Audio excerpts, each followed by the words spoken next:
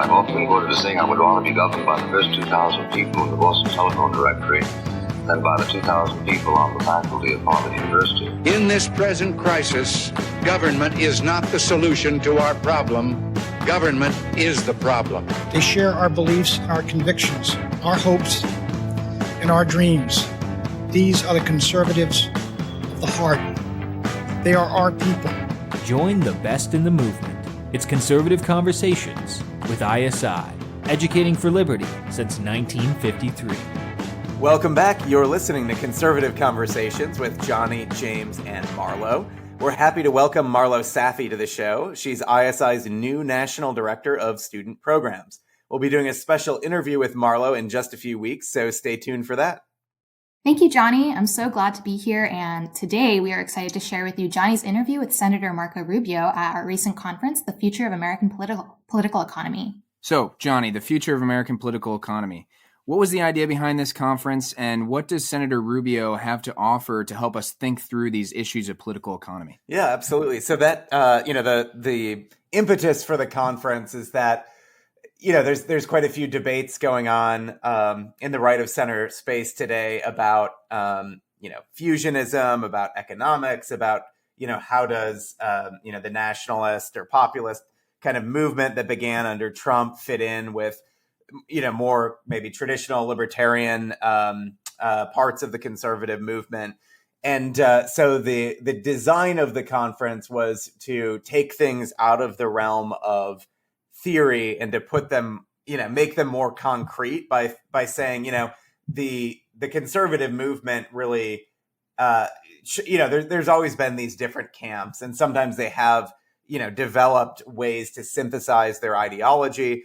But in many respects, the movement as a political force came together because, disparate groups united to defeat, communism abroad and, some version of sort of the New Deal welfare state at home. And so they kind of, they came together. And so the conference is really exploring what are the main existential threats that our country faces today.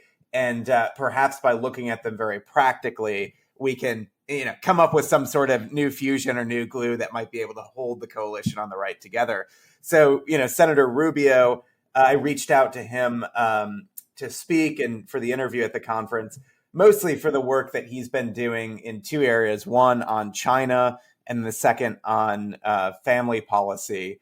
On the China issue, he was one of the first senators who really dove into a strategic plan that the Chinese had developed, China's 2025 plan, which was really basically a whole of government approach, for how do they align their economic interests with their national security interests to achieve, dominance with a combination of hard and soft power in their region of the world. And it certainly had economic implications for American industry. So Marco Rubio was one of the first senators to really dive into this probably 2 or 3 years ago and basically develop a pretty comprehensive report that was essentially a response to China's 2025 plan. So that really is what inspired that. And then he's also, he and Mike Lee had done a lot of work in the past on, child tax credits and other kind of creative ways to do things like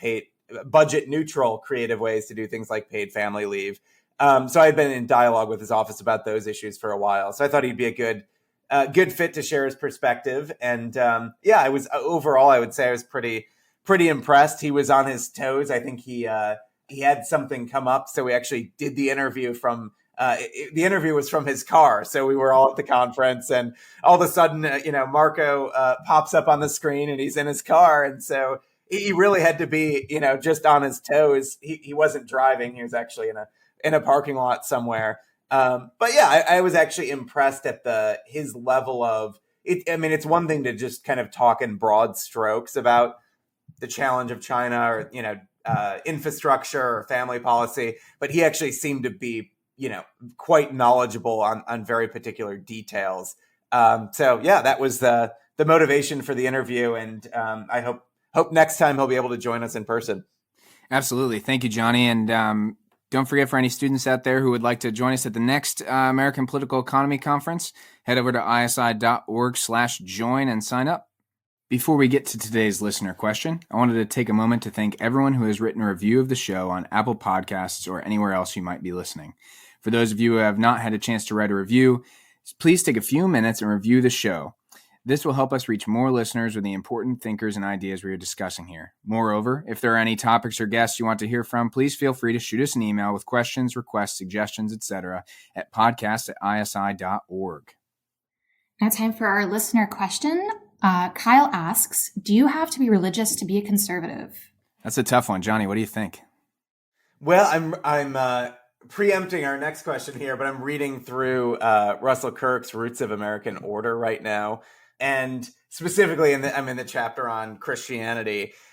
And I'm going to, I don't know if this is provocative, but I basically think the answer is yes.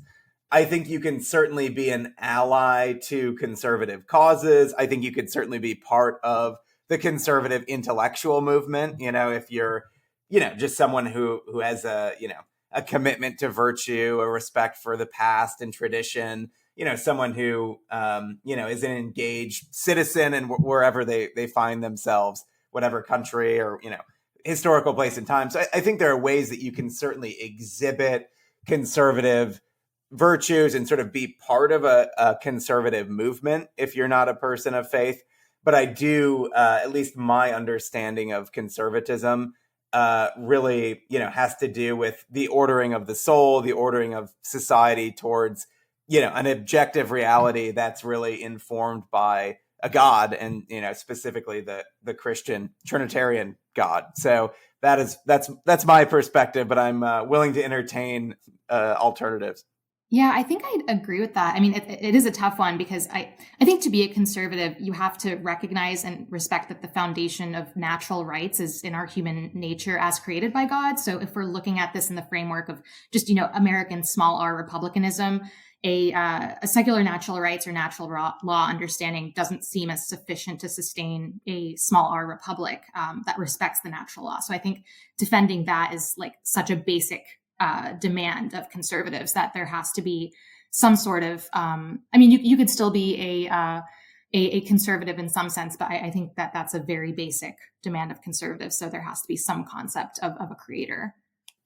Yeah, I would agree. Well, I would say no. You don't have to be religious. You don't have to be religious to be a conservative. I'll take that bait. But I would say that I think, with the caveat that I agree with both of you that you have to have some sense of natural right or natural order in order to be a conservative. Now, whether or not you can have that without religion, that I think is an open question.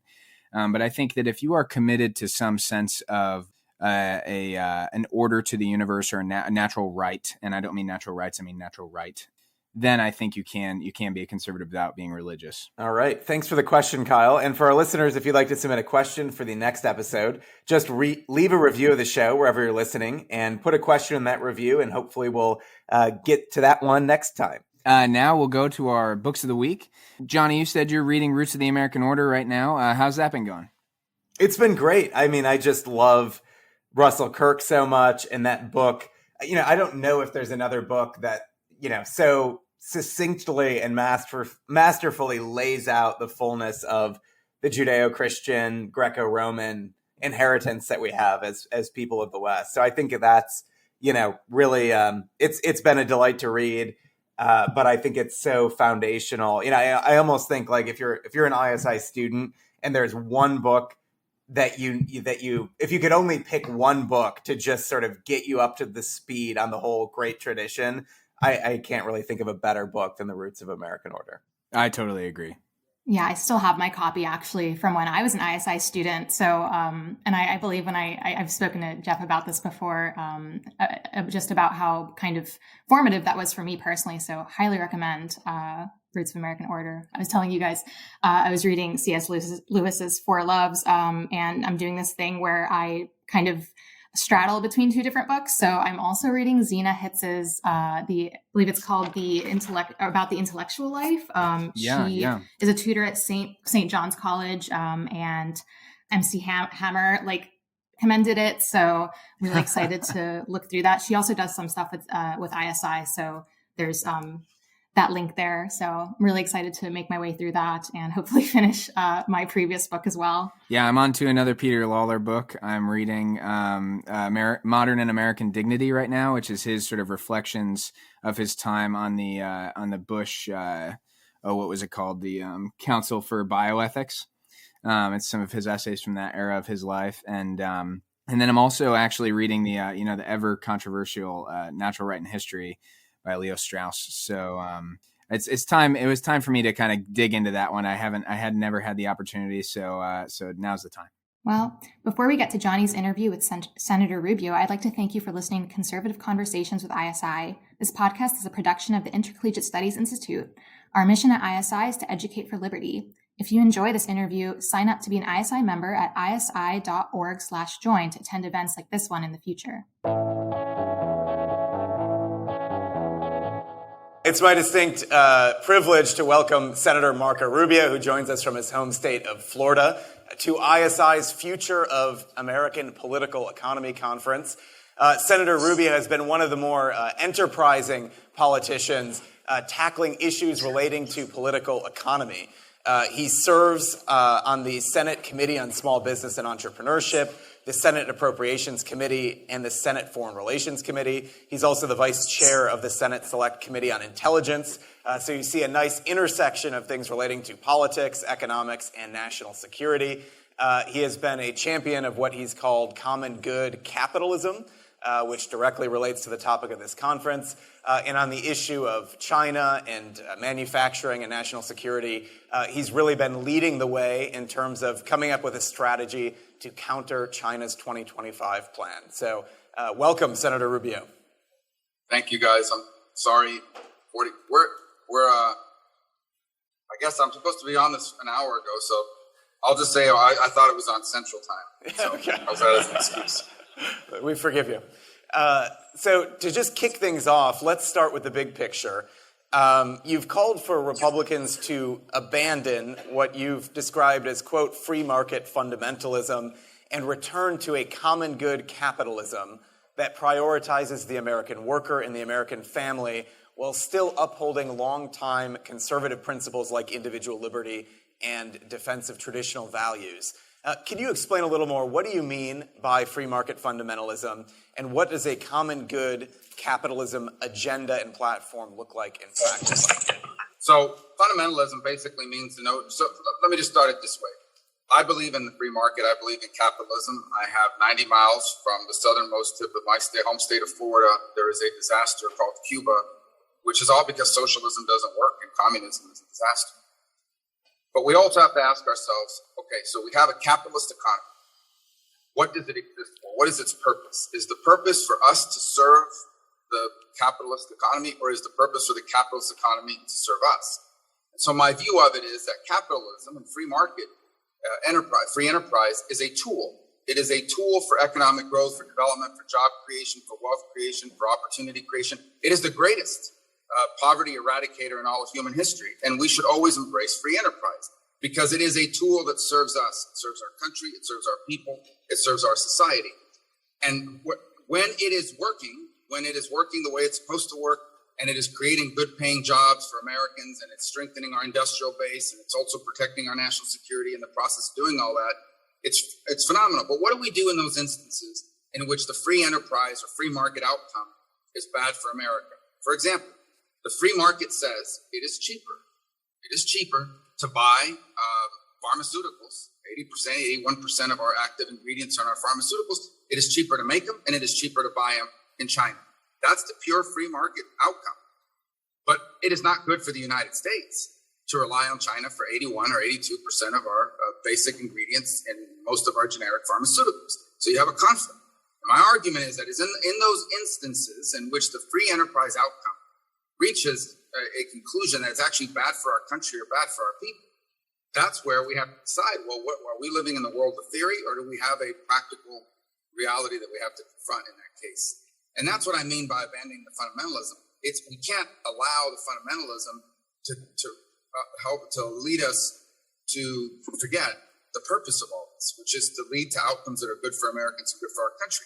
So in that particular case, there is no free enterprise outcome. The free market can't deal with the fact that China is cheating and stealing and undermining competition. And frankly, it also can't solve the problem that it will always be cheaper to do it there than here because their government subsidizes it. And so in those instances, there's something we're going to have to do about it, which in order to address it, or we've created an enormous vulnerability for the country.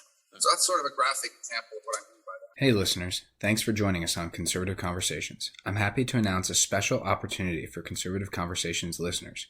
We are offering the chance to win 2 free tickets to our upcoming gala for Western Civilization. Featured at this gala will be Larry Arnn, president of Hillsdale College, Daniel Mahoney, fellow at the Real Clear Foundation and senior writer at Law and Liberty, and philanthropist Diana Davis Spencer. The gala will take place on September 16th at the Mayflower Hotel in Washington, D.C. To sign up to win, go to isi.org/podcast/GWC. That's isi.org/podcast/GWC. I hope to see you there. Now let's get back to the show. I'm curious. I think on the national security related issues, it's pretty easy for conservatives to understand why it might make sense to put some limits, some guardrails up in terms of the free market.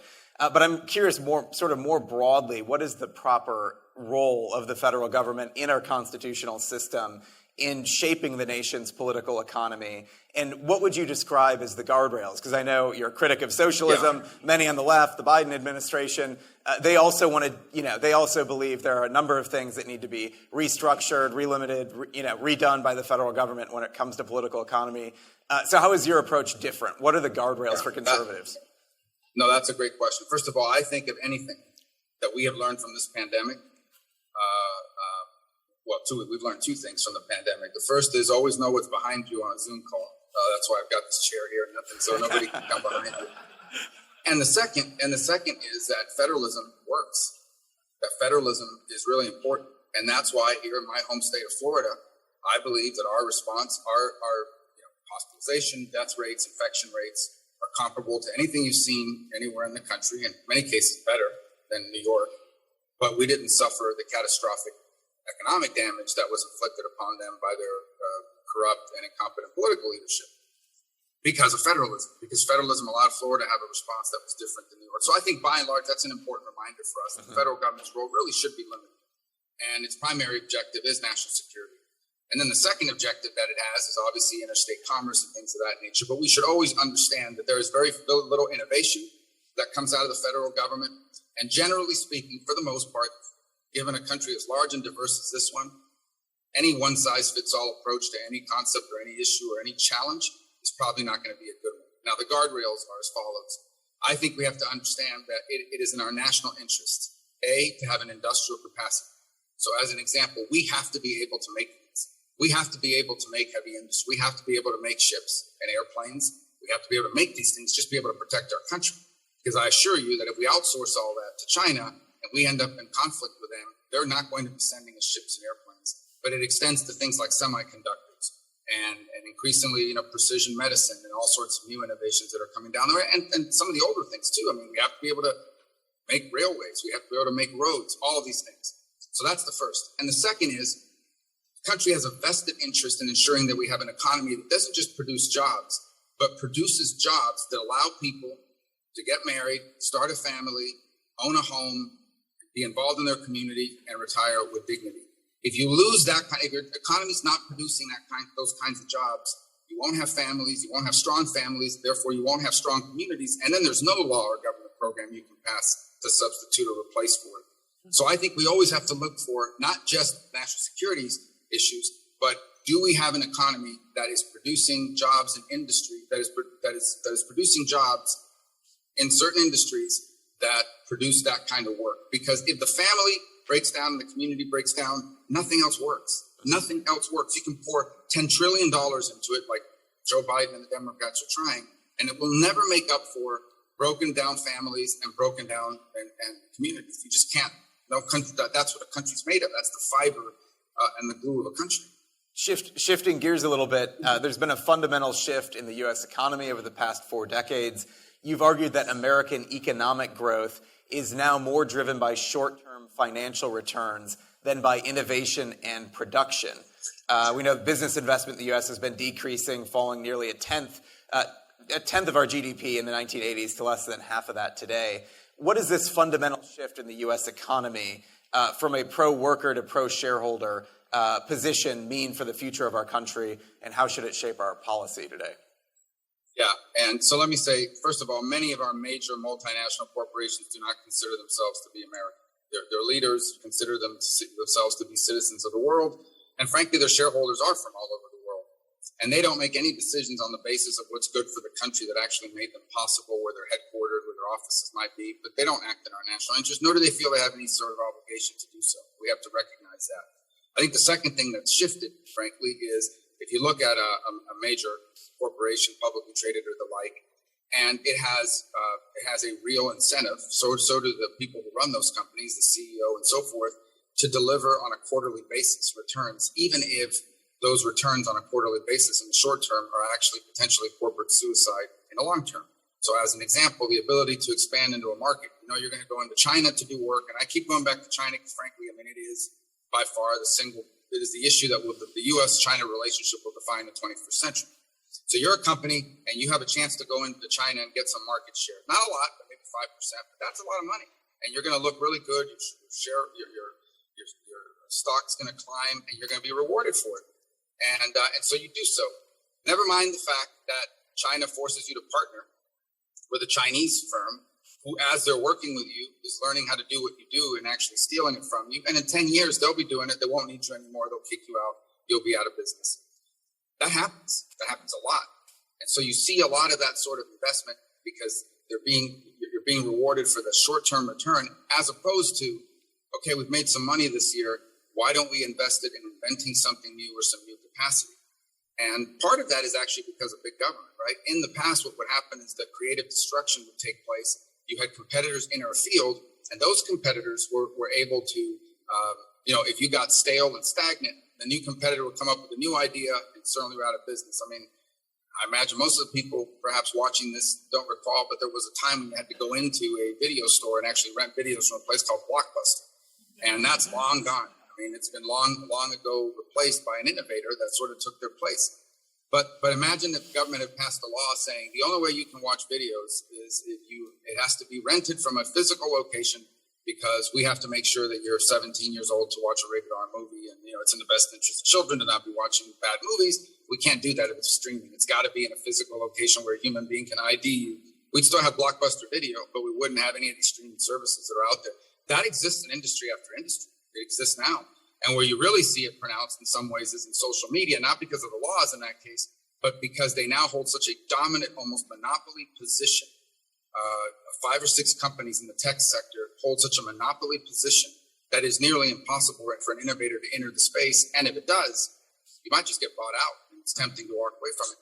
Again, so those are examples of the fact that the short-termism is both driven by the structure of our regulations, which the harder those regulations are to navigate, the more overhead you have to carry in terms of administrative compliance and the like, and also driven, frankly, by the fact that capital markets now reward short-term return. Sort of jumping off one of the things you said relating to China, we had a very lively panel on China this morning, and 2 questions that were really standing out to me. The first is a question about sort of the elite class in America, people in Hollywood, Silicon Valley, Wall Street. One of the things that really concerns me about China is it seems to me like, most normal people they understand the economic threat that China poses to us. But it's a significant concern to me that most of the people at sort of the highest levels of power in American life have such a deep financial interest in penetrating the Chinese market that their business decisions might actually run counter to our national interests. So that's one concern. How do we tackle that? Because that's a really sticky issue. The second is if the idea of decoupling, at least in strategic industries from China, is something that's on the table. What do you do about, a lot of people have 401ks, retirements, a lot of their welfare towards the end of their life is going to be connected to a lot of these corporations that have heavy connections to China. And so if a serious decoupling effort were made, people would log into Fidelity and see their, portfolios crashing. So and I think there would be a very quick backlash to that. Also, people like having cheap iPhones, and they're used to that. So how do you respond to sort of this intersection of the financial incentives running one way and national interest running another? Well, let me just touch on the last point briefly here and see if I can describe it for you. You're right. People do like to have like a consumer electronic that's affordable. What's interesting is what we've done is, in order for that consumer electronic to be affordable, we have to make it in another country. That means the job that you may used to have, the good paying job you once had making this is gone. So now what is happening is you now have to go work at a lower wage place, okay, in order to buy this cheaper good. And whatever difference there is between what you used to make and what you make now, yeah, you can afford this, but the government's got to figure out a way now to provide you an additional benefit to supplement what you no longer make because you're now making this somewhere else. So in essence, yes, the factory that once made these is now gone. And so you now have to work somewhere you don't get made as much. You can afford the phone, but the rest of your life now we have to subsidize it. We have to find some government program now to make up the difference. Medicaid, you name it. So it's either way you're paying for it. On the issue you talked about with the decoupling, first of all, some of that's already happened. No matter what, it's already going to start to happen for a couple of reasons. The first is both the pandemic and the Trump years has rattled a lot of the supply chains around the world, and people are starting to realize it's not smart to have all your eggs in one basket. And the beneficiaries are not going to necessarily be America, but it's Vietnam, Indonesia, and other places in Southeast Asia that I think can step up and begin to fill some of that role. So companies already have companies already have sort of a vested interest to, at a minimum, diversify supply chains in terms of production. In terms of market share, it's a very difficult thing, and you're absolutely right. And you see this for sports especially, but also in entertainment. If you're an actor or an actress, you can't condemn China, because if you do, no film that you're in will ever be shown there. And no Hollywood studio is going to produce a film and spend a lot of money on it if it can't be shown in China, because it's the fastest growing, movie market on the planet. And so, as a great example, is Richard Gere used to get major motion pictures. Richard Gere will never again have a major motion picture because no movie with Richard Gere in it will ever be shown in China because of his position on Tibet. So let there be no doubt that is a real influence at the Hollywood level. And it's also an influence in sports. We saw what the NBA did. We saw what athletes have done. You have an athlete, you have a contract with whomever, and China's a big market. We're talking about tens of millions of dollars a year in endorsement deals tied directly to the Chinese market. So you can be rest assured that athletes are not going to be commenting about China because if they get boycotted, it costs them millions of dollars. And the Chinese know this. They absolutely play this game. They know how it works, and they use it against us. It's a big, big challenge. People have to be shamed into that reality, especially if they're willing to go all in on ripping apart and boycotting a U.S. state whose elected representatives have passed a law and are accountable to the people of that state on voting rights, whatever you name, or voting security, whatever you want.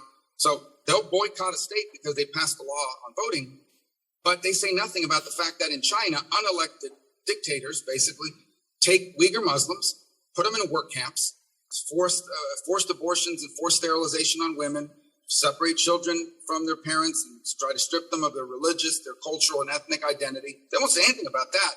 But if you pass a law that requires voter ID, we're going to boycott your state and we're going to move the All-Star game to another city because of all that. So it's crazy time. And I think we need to point that out consistently. And in pointing that out, I mean, what do you recommend? I mean, carrots or sticks or some combination of the two. How do we resolve this? I mean, in that way, social and cultural shame in that sense is important, because ultimately what will happen is twofold. I mean, either these people will have to lean forward. We've seen it gravitate, for example, on the issue of Uyghur Muslims and Xinjiang region of China. Mm-hmm. About 9 months ago, when we filed that forced labor bill that basically said that any product produced in that region of China is presumed to be made by forced labor, unless there's a rebuttable presumption, you have to come forward and prove that it's not. When we filed that bill, we had multiple major corporations, Nike and Apple included, who were lobbying against the bill to defeat it. And we pointed it out. People heard about it. They started talking about it, and they backed off, and we just passed the bill in the Senate and hopefully soon out of the House. So it does work. No, folks don't want to be caught doing it. They know it looks bad. They know it's wrong. But it's easy to do when no one's pointing out that hypocrisy. Once you start pointing out the hypocrisy, it does begin to shape behavior. But this is not just about, owning the libs kind of thing, or involving or embarrassing people. This is a tool that China uses against us. I mean, they are using this against us. If you think about, you can't produce a movie that offends China, they basically are censoring our movies. You can't make a movie with a Chinese bad guy in it anymore because they won't play it in China. They basically have censorship rights over entertainment. There's no First Amendment respect in any way. I mean, they now can control the narrative in our country. So this is very dangerous. Beyond just annoying, there's a real challenge here that goes much deeper, and people have to wake up to it. Before we move on with our interview, I wanted to give you a brief message from a friend of ISI, the Acton Institute. What good is freedom without virtue? Join economists, religious leaders, writers, newsmakers, and thinkers every Wednesday for conversations that bridge the gap between good intentions and sound economics on Acton Line, the flagship podcast from the Acton Institute for the Study of Religion and Liberty. By demonstrating the compatibility of faith, liberty, and free markets, conversations on Acton Line reveal how economic freedom is essential to creating an environment in which religious freedom can flourish and that the market can function only when people behave morally. Faith and freedom must go hand in hand.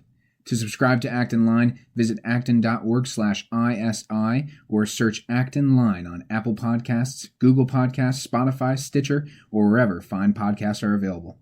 That's acton.org/ISI to subscribe. Now, let's get back to our interview. And so in the spirit of doing something about China, the Senate just passed the U.S. Innovation and Competition Bill, the so-called China Bill. You were a vocal opponent of the piece of legislation and have criticized it for not being the China bill that America needs. Can you explain how the bill falls short and how we should be protecting capital markets and taxpayer investments from the threat posed by China? Yeah. So my biggest point is this, and that is that if we're going to have 21st century industrial policy, which basically means, okay, America needs to be able to have a semiconductor foundry in our country. We have to be able to make these things because we rely on Taiwan, and Taiwan ever falls into the hands of the Chinese, we're in a lot of trouble on semiconductors, and that's essential for all sorts of industries. So we have to be able to do it. So the government's going to step forward and provide research and funding and funding for basic research that not only allows us to do that, and by the way, understand this, the reason why we have to is because you can't, for example, rare earth minerals, we can't compete with China in rare earth minerals because they will undercut our price. No matter what you do, no matter what price we come at, they'll undercut the price, they'll subsidize it so that no American company can succeed, and they can own the market share of it. So we have to address those sorts of things. Fine, but it's the way they wanted to do it. We know we have a serious problem at our universities. We have universities, they have researchers. There's first of all the graduate students that are stealing this information, but then we also have American professors and American researchers who are openly sharing it with China. They're either selling it to them through secret deals, or the universities have financial interests in their partnership with China. So when you say that we're going to put all of your taxpayer money to fund basic research, but we're going to fund it through the system that they're stealing from us now, you better put in some additional security measures. So I wanted additional security measures to ensure that we're not putting billions of dollars into basic research and the Chinese just steal it from us. And their universities went nuts and they started objecting. Oh, it's going to slow down the research. It's going to hamper the research. Well, you know what really slows down and hampers the research? Paying for it and then just having it immediately stolen and transferred to China. That's a crazy idea. And they wouldn't budge on it. So I voted against the bill. And I think if we can fix that, there's a lot to work on together. But we're not going to spend billions of dollars through the same process that the Chinese are already exploiting. So what are some ways that we could put pressure, ISI focuses a lot on college campuses, that we could put pressure on the universities in regards to the relationship with China that they have? Well, I think it's important for universities to disclose if they have financial relationships with China. China doesn't necessarily mean the Communist Party. It could be any of a series of soft power institutes that come on to American campuses and try to conduct activities. We have, for example, the Confucius Institutes across the country. We used to have them in Florida. They're all closed here now. And those come across as, we just want to, do interchange and teach people how to speak Mandarin and so forth. But in reality, what they're trying to do, and it's hard for us to fathom because we think in terms of 6 months and a year, they have 10 and 20-year plans. And I'm telling you, what they are saying is we go on a university campus. That is where we are going to identify the future members of Congress, the future CEOs, the future journalists, the future presidents of universities and the like. And we're going to start engaging with them now so that they come of age with a pro-China viewpoint on policy issues, and that'll bear fruit in 20, 30 years down the road.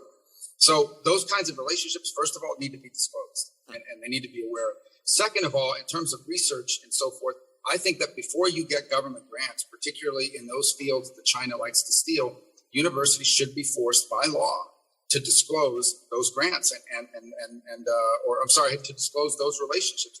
We need to know if you've got a senior researcher on your staff that's also under contract with some entity in China, because that's tremendous leverage. And frankly, it could very well be the way they're stealing it by whether they're wittingly or unwittingly being hacked into so that this information is transferred.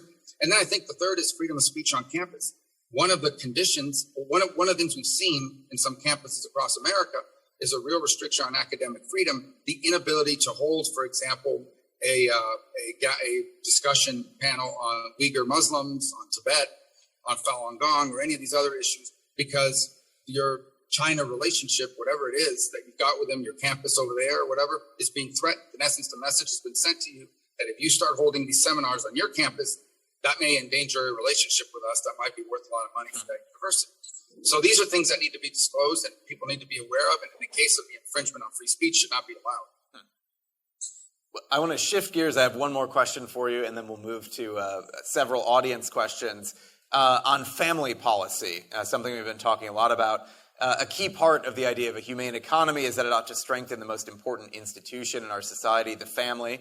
President Biden and his colleagues on the left have paid much lip service to their child allowance program that just went into effect this past month. What elements do you see making up a pro-family, pro-children policy agenda?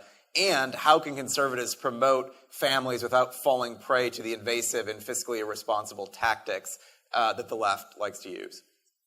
Well, let me begin by saying you need to have an economy that sustains family life. You need to have an economy that allows people to get married and start a family, own a home in a safe neighborhood, provide their children opportunities, and retire with dignity. So you have to have an economy that's producing that kind of work that allows you to do that.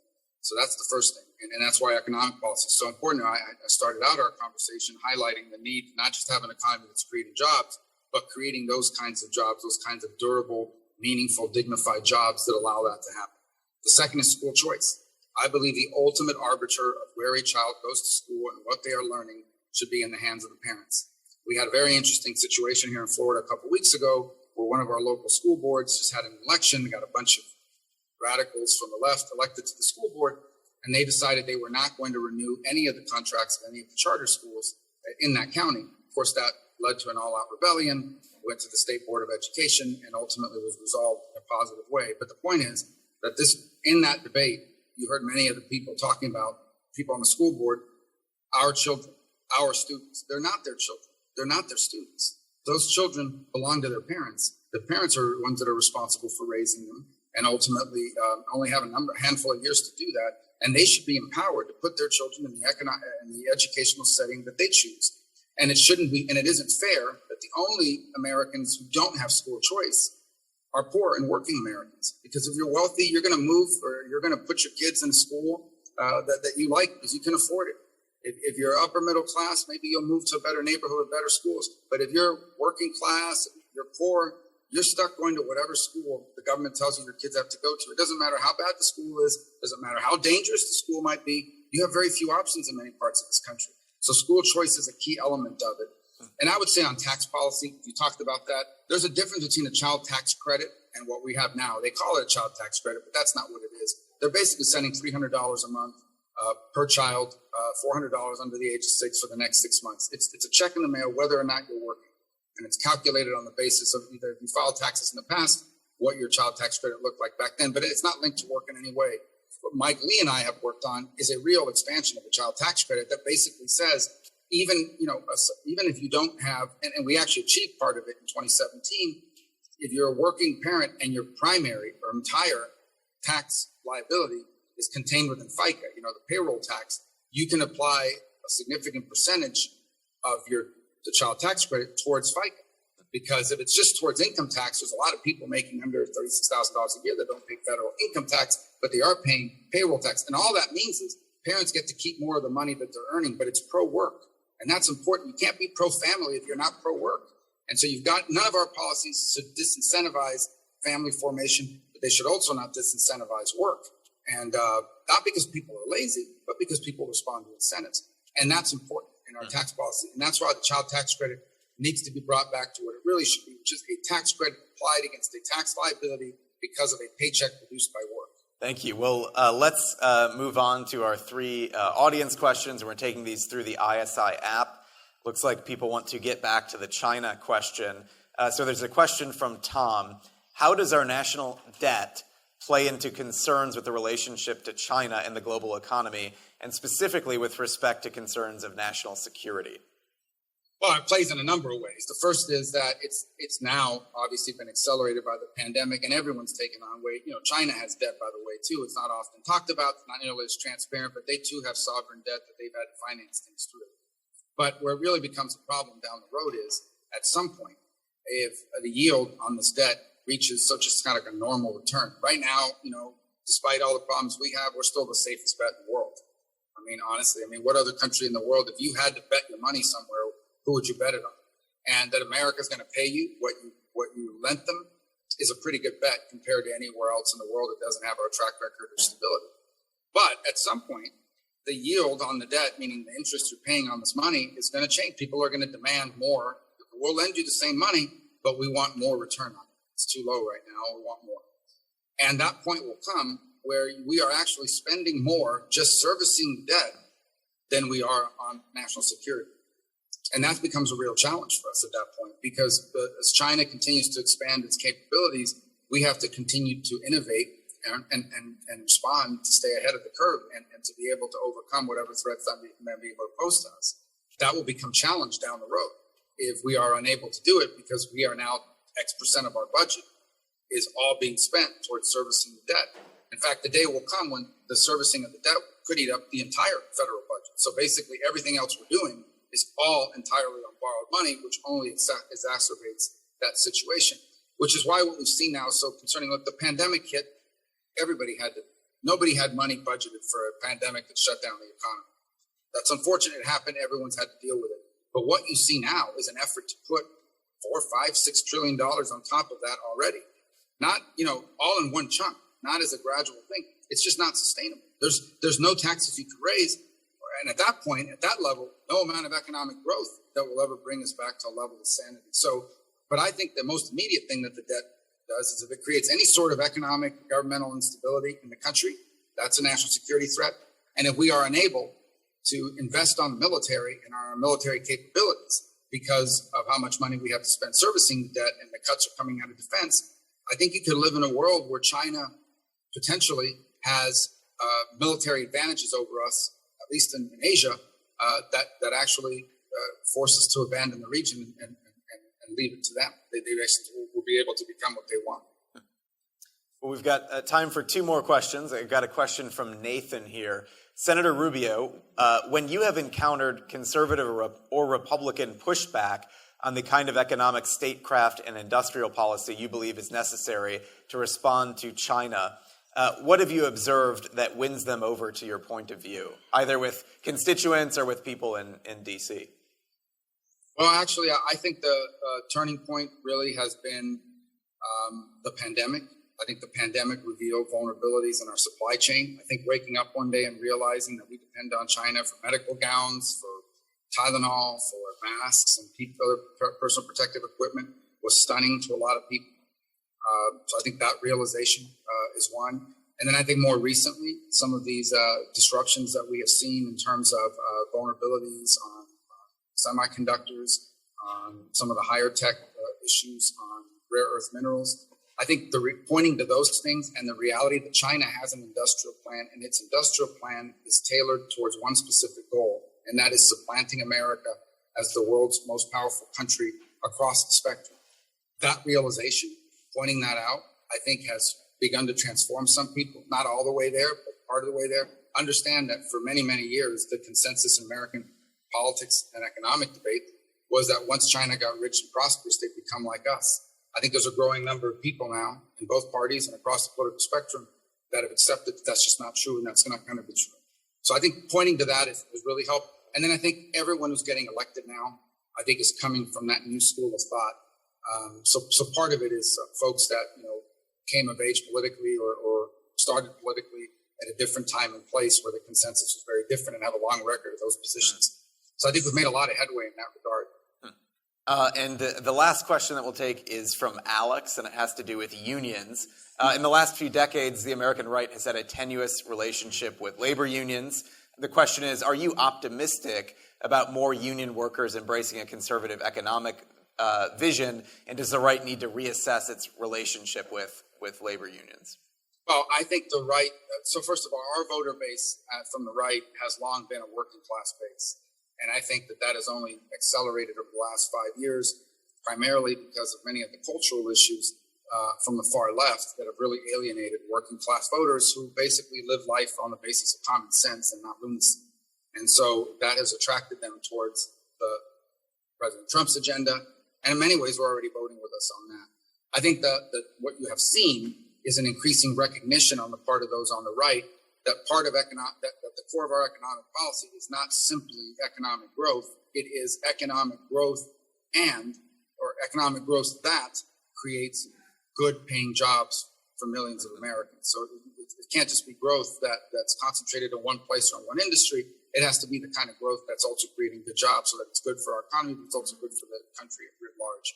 So a combination of those two things, I think, will continue, particularly the cultural and that economic angle will continue to allow working Americans to become part of our voter base. And really, ultimately, at the end of the day, that's what unions are. Their constituency are these workers. And so their workers are increasingly already voting for us. The unions will eventually have to adjust to that reality. It's hard to get elected by union members when you consistently are supporting the people that you're not voting for. The only challenge here, of course, is that these are also bargaining unions, right? And I also separate the private sector unions from the public employee unions. I think the public employee unions is a completely different creature that we're talking about here, teacher unions and the like. I'm talking about truck drivers, I'm talking about Teamsters, I'm talking about people working in factories, I'm talking about plumbers, electricians, and pipe fitters. I think our focus should really be on the worker, who may or may not be members of the union. I think ultimately that is what is going to create the opportunity for us to have a better relationship with labor unions where they exist, because their leadership will have to adjust to that reality. What we don't ever want to encourage, though, is adversarial relationships between employer and employee, which I think in many cases is what's happened in some of these industries. It almost seems like some of these labor bosses are prepared to kill the industry, even if it means their workers are left without a job. So we never want to fall into that trap or that trick. But I honestly think that if we win over the workers and their members, the leadership of those unions will either change or be replaced. Great. Well, thank you, Senator Rubio. We're about out of time, but just wanted to give you an opportunity. Is there any final points or notes you wanted to hit on when you're thinking about our students and alumni in the room as they think of the challenges we face on political economy as a country? Yeah, let me tell you, this is a historic time of transition. And it's hard to say because it's happening so fast, but there are these pivot points in history, the Industrial Revolution, the post-World War II era, what that meant for America. This is all of that, except it's faster and bigger and global in scale. So you are coming of age, you are entering, your work careers or your political careers or whatever it is you endeavor to do at a pivot moment that is of change and transformation that's moving faster and more disruptive than mankind has ever known. I think there's tremendous challenges embedded in it, but I also think there's incredible and historic opportunity. And I would just say all of the old terminologies, old rules, old ways of describing both politics and economics, a lot of them have really been made obsolete. And we've had, in these periods of transformation in the past, what we have found is there's a lag time between, what the reality is in the world and the ability of public policy to address it. And we're seeing that now, whether it's data breaches and cyber attacks that are becoming a matter of course every single day, whether it's how do you deal with these social media companies that are now basically becoming the gatekeepers of the public square, whether it's our first near-peer competitor since the end of the Cold War, on issue after issue, we're finding that the politics, ideas, policies, and approaches of 10 or 15 years ago are completely obsolete. And so too is the historic left-right spectrum in politics. It's sort of being redefined. And so, I mean, you're entering an era like that of massive transformation. There's great and enormous opportunity, and also the need for a lot of creativity and innovation. So I encourage you guys to continue to focus on that from the center-right perspective, because I do believe at the end of the day, the core principle of free enterprise is and liberty and common sense. If we stick to those three principles, I think America's got a great future ahead of it. Great. Thanks, Senator Rubio. Please join me in... Thank you, guys. Thank you. Thank you very much. Yes, thank you. Thank you for listening to Conservative Conversations with ISI. If you have enjoyed this podcast, please feel free to head over to isi.org/resources to see all that we offer our members, including the Intercollegiate Review, select modern age articles, ISI books, and of course, this podcast. Thanks again for listening, and don't forget to rate and review, and we will see you next time on Conservative Conversations with ISI.